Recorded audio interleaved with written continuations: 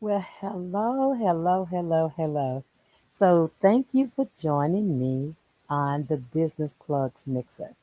Each Sunday at 7 o'clock p.m. Eastern Time, I come on to talk to you about various business topics and to introduce you to a few people I run across who are in business and doing marvelous things throughout the entire United States. So today I don't have a guest. Today you just have me. But I wanted to talk to you about branding. That's what we're talking about today. Today is all about branding. Are you a brand? Is your business a brand? Like, have you created a brand? And so I think that's important that most of us are just creating other jobs, right? Our business become other jobs. But I want you to understand about creating a brand. And the reason I thought I'd bring this because my son, when I told him, I was like, so I'm being recognized as a Nanu influencer. He's like, well, yeah, Ma, you built a brand. The business plug is an actual brand. And I was like, oh, okay. So then I thought about how many other businesses out there that don't know they're a brand like me, right? How many people know that you're building something, but you become a brand? I become synonymous with being called the business plug. Like more people around the world call me that than call me by my natural name. So tonight, that's what I want to talk about. I want to talk about building a brand. And I'm going to use some material that I used in my class yesterday because on Saturday mornings, I have this class that I host with a few young ladies and who are startups. They're just starting their amazing businesses. And so, shout out to them who join me and spend 3 hours with me every Saturday morning. But let's get back to talking about a brand. So, when you're talking about effective marketing strategies, it would be wise to create a brand for your business or for yourself if you are your brand, right? It makes your product or services uniquely different and it helps you to stand out in the marketplace. So, creating a brand allows you to create visual, emotional, and culture connections to your customers. Like the business owners who contact me want to learn how to do business better. I'm called the business plug because I help plug them into resources. Now, whether that be a course or a class or a conversation, like I do consultations, business plans, grant writing, or maybe it's outside of my scope and I get to refer them to other people. Whatever it is, I try to be the one stop shop for small businesses. If they want to build their confidence, if they want to learn how to do social media, which is really hot, if they want to convert their brick and mortar to have some type of online presence, which as of March this year, with COVID, like it's imperative now for all businesses to have an online presence because you will find that you will do probably as much, if not more, of your sales on a global on a global uh, pr- perspective now, as opposed to just the people that know about you in your city, in your town. So with COVID, a lot of businesses that were doing business brick and mortar had to learn other ways of getting their products and services out into the marketplace in order for them to become sustainable. And if you didn't learn how to make that pivot, you're struggling right now. So let's talk about that. So when we talk about brands, what do you think about the Disney brand? Like if you see the mouse ears, right? If you see the mouse ears, you know that Disney has branded themselves to be a family entertainment leader in the United States and in the world. But long before that, they had to build their brand. It's it's doing things consistently and doing things that may be hard work, but you're intentional about how you are building your brand. Like you have to be dedicated, you have to be energetic about it, You can't just willy nilly throw something together, right? So if you notice, Disney's what they did. Disney makes sure that everything has the mouse ears, like everything that's Disney. And sometimes they have the mouse ears with words, and sometimes they have the mouse ears without words because they have brand recognition. The same thing when you think about Coca Cola. I don't quite care where you go in the world. If you see Coca Cola's logo, you know it's Coca Cola. Now, it may taste different because if you've ever been to their factory in Atlanta, in the underground, then you know that in different countries, Coca Cola tastes is very different, But even in that, if you saw their logo, you would know that, oh, that's a Coca Cola product. So understanding how to make your brand stand out. What about Apple? Like an iPhone is, looks like no other phone, has the accessories like no other phone, and so Apple has built a brand with the iPhone. Like it's an iPhone when you see it, right? So understanding how you can create that same kind of product, packaging, design, you know, Apple communicates their brand in everything they put out. You have to go to their in-store help, which is called the Genius Bar, right? They designed it to be sleek. They like straight lines and simple, and their products are fast, but their products are also lightweight.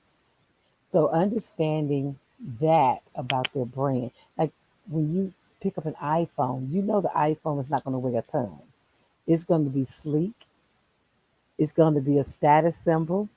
I mean, there are things that about the iPhone that you immediately know simply because you know about the iPhone. The same thing works about the MacBook, right? Like on the emblem and on the hood of it, when you open it up, the hood of it is an apple. Everybody knows what the apple stands for. So you have to ask yourselves when you're trying to create a brand, what experience would you like your customers to walk away with? What is the takeaway you're trying to give them? When you think about the Apple products, right? The way they package, even their packaging of when you get a new product, like taking it loose is an experience. It's not like you just whip it out and throw away the packaging. No, there are layers, there's information, there's cushion, there's a lot of things go into the thought of packaging an Apple product. So, what I want to ask you, if you could think of three adjectives that you would like people to say about your business, what three adjectives would that be? Like when you, or if you're, it's your brand, if you're your brand, then what three adjectives do you want people to take away when they encounter you? I'll give you some examples. When I think about Lexus, I always think about quality and luxury, right? And it doesn't even matter what is a good ride or a bad ride. When people see Lexus, they be like, oh, okay, that's quality, that's premier. When you think about Lysol, especially now during COVID, what do you think about, right? When you think about Lysol, you think about germ killing, clean air. I was laughing. I was at a restaurant one day last week, and they were spraying Lysol in the air every few minutes or whatever. They would go through and they would spray Lysol. And some of the patrons, the customers, one guy was like, "Oh no, if you spraying that, I have to leave. That stuff makes me cough. He's allergic to it or something. He's having a reaction because it's pretty powerful.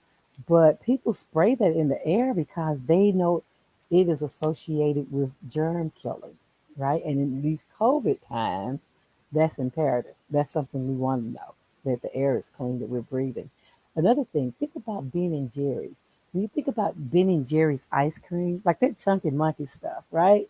When you think about Ben and Jerry's, you may have a neighborhood ice cream producer, manufacturer, and you know it. But then when you get Ben and Jerry's, like your mouth is already set for a treat.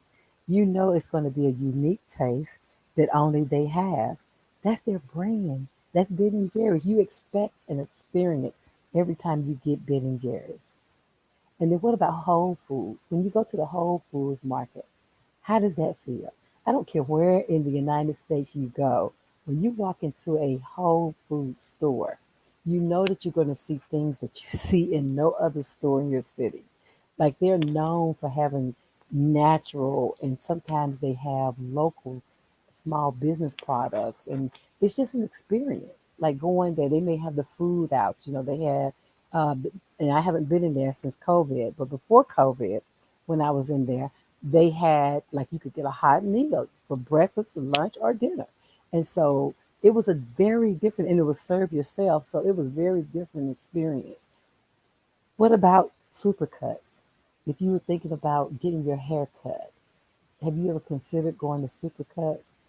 People put them as, it's more like an experience than going to the barber. You have your set appointment and you don't wait all day. You have an appointment, they get you in, get you out. So you think about that whole experience. And then most times you're in a mall somewhere or in a mall area. So it's a whole nother experience. Like you're in the mall and you go get your hair done. Like that is a different experience. What about Jiffy Lube? So when you're thinking about brands, and mind you, branding is not just for large companies. My company, the Business Plug, like LSMB Business Solutions, more people know me by the Business Plug than they know about LSMB Business Solutions. So, you have to think about a way to use your branding to connect with the customer's hearts and the customer's minds. Like, think about it. Wh- If you branded your business, would you not enjoy a higher perceived value for your products or services? Like people know me being the plug. I've had to go to school and earn that name. I've had to invest in myself, so they know they're not just getting somebody who the only business they ever started was their own. They know that they're getting a business strategist who's going to take them to the next level. Do you think that people who brand their businesses maintain higher margins than their competitors? What about being able to cross sell products and service more easily? When you think about somebody who is branded, do you think about you're able to develop your products and services quicker and cost effectively? How about word of mouth? Like I have operated a business for 7 years, and excuse me, for the first 6 years, I did the minimal amount of marketing. All of my customers came from referrals. You have to think about, is it worth for you as a business owner to brand your business? Like, would that be worth it to you? Is that something that might be appealing to you as a business owner? Just thinking about how you can brand. And when you're thinking about branding your business, you want to look at the brand component. So you have like emails, you can put your brand there. You have social media, you can put your brand there, your logo. Think about videos, right? YouTube has a place for you to put your logo on it. If you created a blog, you want your logo, your brand on it. Business cards, letterheads, brochures, flyers, your website, publications, point of purchase displays, right? If you were doing outside events, what about your packaging and your labeling? Like, could you take your brand message on uniforms or physical decor anywhere in your store or anytime somebody's doing business with you? Do you have your brand readily available? And if you're doing promotional products and advertising, right, you're going to want to be just like a Coca Cola. You're going to want when people see your store, see your items, that they know it's from you. That's going to help them to know, like, and trust you and gain confidence, right? Having signage. Also, you can use brands to build your brand and advocates, like people who enjoy what you're doing. Building your brand and creating a brand that has visual components, it'll help the people see you. Like your business, your skills, your products will get seen. It does more than just get seen though. The major factor is it communicates your brand. And it goes beyond any logo or print material. Your branding could simply be the way you do customer service. Like think Neiman Marcus, how for years, they and Disney were the two authorities in customer service. Like if they thought about customer service, they always gave you a video about Neiman Marcus or Disney because their customer service was like no other. At one point, Neiman Marcus will allow you to bring back anything that you had bought anywhere else to their store. They just take it and give you your money back. Like Neiman Marcus went over and above in the customer service realm, but so does Disney. Like Disney has a world renowned customer service flavor.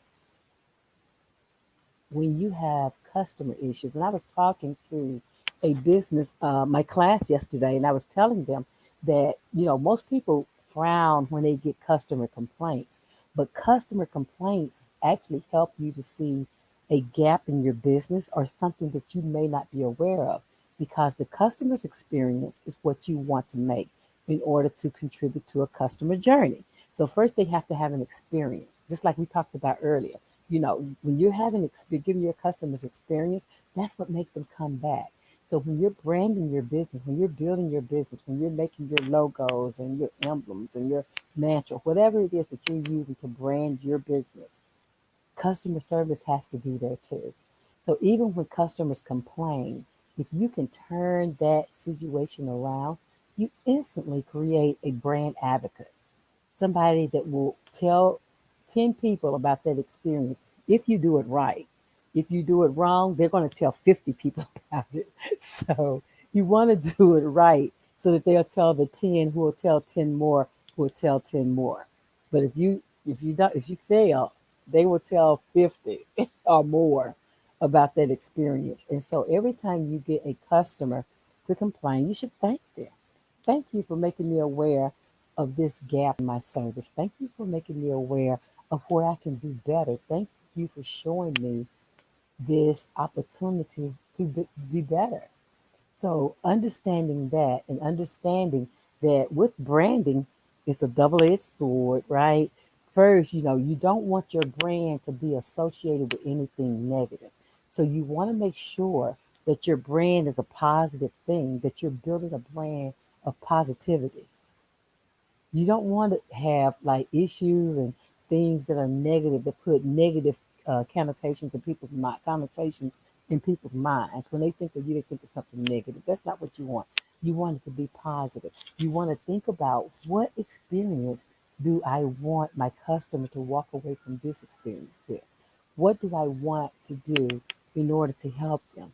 The second thing is you have to know that if you ever get the perception wrong, it's going to be hard to change that perception. So if you are a person that's deemed as difficult to work with, if you are a person that's deemed as uncaring, like it it is going to be almost impossible to change that perception of your business once it's out there. So that's why it's important for you to make certain that when you're building your brand, that you're building something that's going to be positive, that's going to connect with your clients, that's going to be something that your customers will be able to relate to, right? And so another thing we want to talk about, like when you're picking a brand name. So kind of felt in my case, I didn't have to pick a name. One of my students called me the plug, right? And so her calling me the plug and then telling people she's the plug. And then I went to an event with Paul C. Brunson. Had my first hot seat. I had never had a hot seat in a mastermind meeting and had a hot seat. And Paul C. Bronson looked at me and said, "You're the business plug," based on what I had told him about my business prior to that. And so from that day to this one, that was in 2017. From that day to this one, I've been known as the business plug. And so that I kind of fell into mine because what I kept hearing and what my students kept saying is they would ask me questions about how to start businesses. And I would just tell them, where to go here, do this first, do that, do this, do that. And then uh, um, Shanae would say, "You're the plug. You all need to meet her. She's the plug." And so that's how all that became. But what is it that you can do? Because when you're think about it. When you're picking a brand name, like I have a business plug, but when you're picking yours, you want to make sure that your name kind of falls in with your competitors, right? So, like what I'm saying is, when you think about, like, if you're an attorney, an accountant, excuse me, a attorney firm, a lawyer firm, and you want to put legal needs, like if you put legal needs, it may sound catchy to you, but it still doesn't give the level of importance that the law firms have, right? Because law firms normally have first names, excuse me, last names, and of the partners, right? Or they have a set way that they're named, and so you don't want to name your law firm legalese. You want to put a name in it because that's how law firms are. And then think about the message that it communicates. So when you're talking about the business plug, you know that I plug businesses, I help businesses, right? So you want to make sure that the message that you're communicating, right? Think about a business that named itself Curl Up and Die, and it's DYE, right? On paper, it doesn't sound bad, right? Curl Up and Die with DYE. But then when you hear it, Curl Up and Die, like, that's a whole nother thing. So you want to make sure that it communicates well on paper and verbally. You want to make sure that you don't have a curl up and die situation. Also, you want to think about how you use the name. Like, the whole thing is not to have a brand name that a fifth grader would not understand. That's the standard. Can a fifth grader understand it? Because a lot of times we pick a lot of phonics and different things for our names, and it's hard to understand. If you have to explain it, then it's too hard. Okay? If you test it and you have to explain it, then yeah, it's too hard. It's too hard. So you need to dumb it down some to a fifth grade level where a fifth grader could easily understand it based on little or no more communication than the name itself. And then think about, once you decided that what your brand name would be, you need to secure the domain name. Lock it down in all different respects so that you can hold on to it. You may not use it now, but I promise you, as you grow, as you expand, as you exponentially get the growth in, you're going to be doing different things with it. And you want to reserve all those domains for yourself. If you ever want to find out if a domain is available, you can go to Google and then put domain name search in the search engine, and it'll show you all the different places you can go to find out. Or you can go to GoDaddy. GoDaddy or one of those like that can help you find if a domain name is available. And then think about the business it describes, because most times people have, when they name their business, it can be descriptive of what they do, right? So think Holiday Inn. Like, everybody knows, the Holiday Inn is where you go when you're on vacation or when you're on holiday. So think about that type of thing. Also, sometimes that's not enough, because when you think about it, think about IBM and Amazon, right? That's not telling you anything about what they're doing. But if you look at the Amazon logo, it has the arrow from the A to the Z because they want to cover things from A to Z. So that's another thing, is in your branding. Can you put things in there? One of my students, her initials are SHE, and so when she's writing, she makes the capital. No matter what she's doing, she has a capital S, capital H, capital E. So you always find the same thing in all of her branding. She puts her SHE as a backdrop to all her other names and stuff. All her names will always have SHE. So your company name, your product names, your logos, your taglines, your all of that is considered intellectual property. And you want to make certain that you trademark it or register it. So that way, remember to talk to an attorney about it, so that you won't have somebody to steal your idea, and that you can grow it and it'll be yours, right? So just think about it. Test your branding with some potential customers and ask them how it sounds. Now, don't do family. I always tell my I always tell my students, when they're testing ideas or testing philosophies, I ask them to test strangers.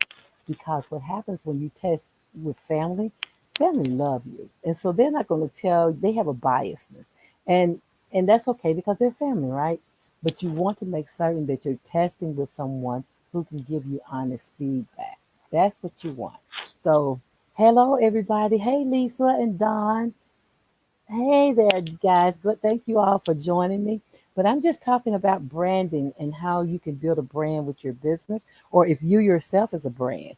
I'm just talking about how do you get branded? How do you become a brand? Just like I'm a brand now. You know, my son reminded me, Isaac reminded me, Mom, you are a brand. So yeah, okay. And I've been working on this for 7 years. So don't, so have patience with it because it won't happen overnight, but you want to become a brand. You want to become something of a Coca-Cola, or if sometimes with or without the wording, I want people to be able to know when they see the light bulb, right? Eventually that's what I'm working to. I'm working to build my brand of becoming a light bulb because that's the business plug is a cord that goes into a light bulb. Like it's the part that goes in the wall, right? That's the plug part. So eventually I'm going to be where I just need to put the plug and not put the word in and see if people know, like I'll be a Coca-Cola then, right? So the people will know that, oh, that's the business plug. That's where I'm working toward. I'm still trying to build my own brand. But I want to give you ideas about how to build your brand so that when people see you, they automatically think about your business or automatically think about you if you're your brand. So yeah, so that's what we've been talking about. I just wanted to come on and I'm going to do these little snippets on the times when I don't have guests so that I can help you to build your business and think about some things you may not think about. All of this is a part of I'm building out a membership. So what that looks like is for $49.99 a month, I will have a membership where you get little trainings like this on just about everything that I'm doing. Uh, Teaching you branding, teaching you how to make certain that you're charging the right amount. Like I have Price It Right. I have Marketing 101. Everyone is not your customer. I have If It's a Business. So these are different sessions. Every week you'll get a brand new training session that's no more than an hour long, no more ever more than an hour long, but to teach you something like this about business so that you can build your own business. That's what we're talking about in 2021. Like, right now you can join and learn. I have enough material for you to learn for a full year. And the way it works is you pay $49.99 for a month and you get access to all the training that I've done in the last 3 years. It's videos, it's replays, but you also get access to me where I'll come in and I'll do answer Q&A sessions once a week. That's what we're doing for $49.99. So trying to make it affordable, but in for right now, I actually have the course, the full course, and a mini course that are on my sites, and I will put them in this chat as soon as I finish because you're going to learn why I have the name The Business Plug. It's because I teach business owners the business side of their business. I help them learn things like branding and marketing and sales and structuring themselves right and distribution channels, customer service. I have a whole customer service segment. There are things that you need to know about a business in order to do business well. And so I will be teaching you that in my school. I have the LSMB Business Training School, which Business Training Academy, which has video after video of things just like this branding stuff, where I can teach you 101, 24/7 access, where you can go in whenever you need to. Because what I heard people say is that they can't make my training classes because of their work schedule, their school schedule, the kids' schedule. And so, what I'm trying to do is make the training available to you so that you can listen to it whenever you have the time to. And maybe you can listen to it while you're doing something else, like if you're working, if you're exercising, or if you're at work, or you're doing something else, you can just pop it in and listen to it. That's what we're doing. 2021, I'm going to make training available to you. So every week you will get a new training subject and you will learn something new that you can put in your business. That's what we're doing. I will put the link to the current course that's that's out there now. It's a 13-week course, 12-week course that I already have out there, and I also have an abbreviated course if you just want to sample it to see if it's going to be something that works for you. But that's what we're doing. We're just trying to get business owners educated while we're in this downtime, teaching you how to do business well.